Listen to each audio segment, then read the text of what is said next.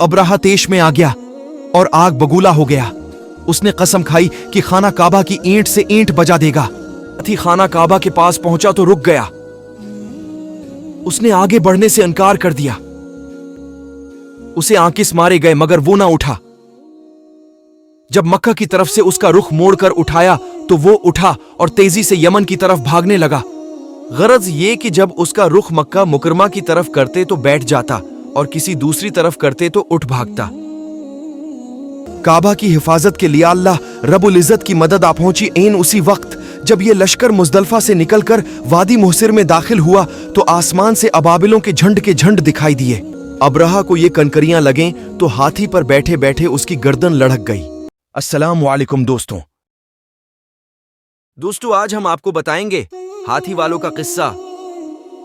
उससे पहले आप हमारी वीडियो को सब्सक्राइब, लाइक और शेयर करें और बेल आइकन को जरूर दबाएं ताकि हर नई आने वाली वीडियो आप तक पहुंच सके। खाना काबा का इंतजाम अरब के कबीला कुरैश के हाथ में था, इसलिए दूसरे तमाम कबाइल कुरैश को इज्जत व एहतराम की नजर से देखते थे। कुरान मजीद की सूरा फील में असहाब फील वाक़िए का जिक्र मौजूद है। इस वाक़िए के मुताबिक खाना काबा को तबाह कर देने की नीयत से आने वाली हाथी वालों की फौज अल्लाह के हुक्म से खुद तबाह व बर्बाद हो गई। अरब के जनूब में मुल्की यमन वाक़ा है, जिस पर एक जमाने में ईसाई हुक्मरान अब्राहा की हुकूमत थी। उसने जब ये देखा कि लोग जोक दर जोक खाना काबा की जियारत को आते हैं तो उसने अपने मुल्क में खाना काबा के मुकाबले में बहुत बड़ा कलीसा अलकीस के नाम से तामीर करवाया और इसकी सजावट पर बेतहाशा रकम खर्च की। उसने अहले अरब को दावत दी कि खाना काबा की बजाय उसके बनाए गए कलीसा में हज और तवाफ करें, लेकिन उसको अपने मकसद में खातिर ख्वाह कामयाबी हासिल न हुई। जब यह खबर अरब में मशहूर हुई तो बनो कनाना में से एक शख्स उस कलीसा को देखने के बहाने से वहां गया और गुस्से में आकर कलीसा की बेहुरमती की, जिसकी वजह से अब्राहा तेश में आ गया और आग बगूला हो गया। उसने कसम खाई कि खाना काबा की ईंट से ईंट बजा देगा। वैसे भी अब्राहा को अच्छी तरह मालूम हो गया था कि जब तक खाना काबा मौजूद है लोग उसके बनवाए हुए कलीसा में हज के लिए नहीं आएंगे। चुनांचा उसने एक बहुत बड़ी फौज तैयार की। इस फौज में 60,000 जंगजू और 13 हाथी भी थे। बड़े लश्कर के साथ अब्राहा खाना काबा को मिस्मार नाउज बिल्लाह करने के इरादे से रवाना हुआ। अब्राहा की फौज में एक खास हाथी भी था। उस हाथी की ताकत पर उसे बहुत नाज था। ये ऐसा ताकतवर हाथी था कि मोटी से मोटी दीवार को भी एक ही टक्कर मारकर गिरा देता था। असहाब फील ने काबा पर चढ़ाई कर दी। इब्राहा की फौज ने मक्का मुकरमा पर चढ़ाई कर दी और लौट मार शुरू कर दी। लोगों के ऊंट और घोड़े पकड़कर ले गए। इनमें से कुछ ऊंट अब्दुल मुत्तलिब के भी थे। वो उस वक्त मक्का के सरदार थे। वो अब्राहा के पास पहुंचे जो बड़ी शान और शौकत से अपने खैमे में बैठा था। उनको देखकर बोला, क्यों आए हो? अब्दुल मुत्तलिब ने जवाब दिया कि तुम्हारे सिपाही मेरे ऊंट पकड़ लाए हैं। मैं इसलिए आया हूं कि मेरे ऊंट वापस दिलवा दूं। अब्राहा ये सुनकर बहुत हैरान हुआ और बोला, तुम्हें मालूम है कि मैं तुम्हारे खाना काबा को ढाने के इरादे से यहां आया हूं। तुम मक्के के सरदार हो और खाना काबा की हिफाजत की जिम्मेदारी भी तुम्हारी है। फिर कितनी हैरानी की बात है कि तुम्हें खाना काबा की तो फिक्र नहीं, अपने ऊंटों की फिक्र पड़ गई है। यह सुनकर अब्दुल मुत्तलिब ने जवाब दिया, खाना काबा मेरा नहीं, खुदा का घर है। मुझे ऊंटों की फिक्र उस लिए है कि इनका मालिक मैं हूं।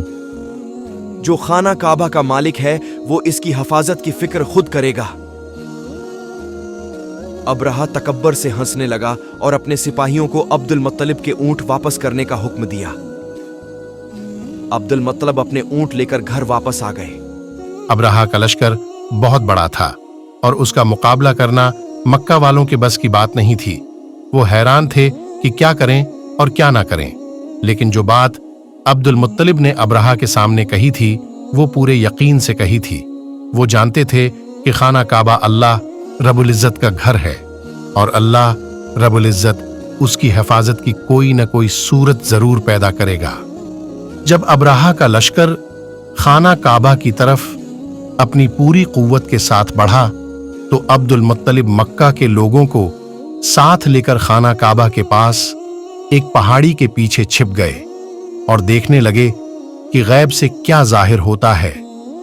असहाब फील की पेश कदमी और आबिरा के हाथी का अजीब रवैया। अबरहा अपने भारी भरकम हाथी पर सवार आगे आगे था और पीछे उसकी फौज थी।